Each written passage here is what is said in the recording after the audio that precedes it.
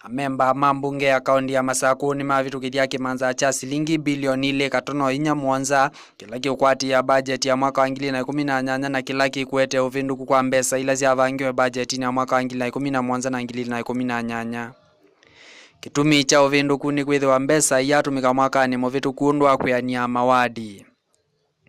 Ayumia uneni kwa andiki mama ovo munini wala inge mbungeni na muungami wa wadi ya Kivabu na Justus Kitengu ni waisie kana aungami ma wadi mavitukithisie bajeti ino ni kana gavana kaunti ni su Dr. Alfred Mutua avikie kumilia miradi ila enenthi metitie ndongo isio. Kati wa miradi ino ni kutungia malelu alama kuitwe ni kiwu na kumia utethio ambasali cia silingi milioni 2 kwa kila wadi. Aungami ma wadi ni makulia gavana Mutua avikie kusakua komiti nene ya kaunti na afisa nene ma kaunti kuyanana na kuatia katiba kavitukithie ka kaunti isu na kanthi yonthe. Kitengu ni wongela kana mbunge indi vitukithia bajeti kuvikia komiti nene ya kaunti isu na ila itevangite nesa. Majority leadership to urge His Excellency the Governor to quickly and without further delay nominate and appoint to office the County Executive Committee members, CEC, and County Chief Officers, CEOs, in line with the Constitution of Kenya and the County Government Act, Section 35(1)(a) and (b). It's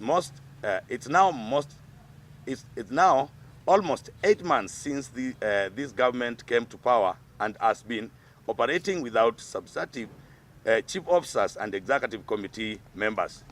We urge the governor to do the appointment as soon as practicable, failure to which the main annual budget for the fiscal year 2018-2019, which is now in the process of being reviewed, will not be approved by this humble honorable house. It is important to note that the Assembly cannot approve the main budget to give it to the Executive Committee, which is not properly constituted.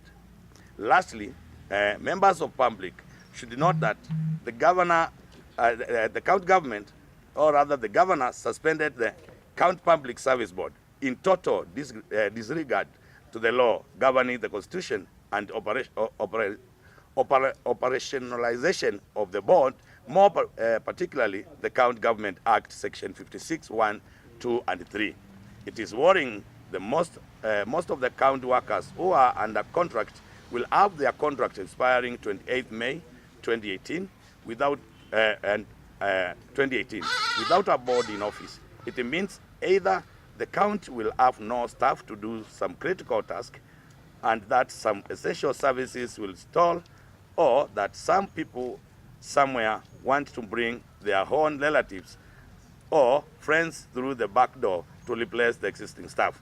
We urge His Excellency the Governor, Dr. Alfred Mutua, to allow the board members occupy their offices and execute their mandate without interference for the smooth running of the count as per the court order tabled to the board, issued to the board. Thank you and God bless Machakos County.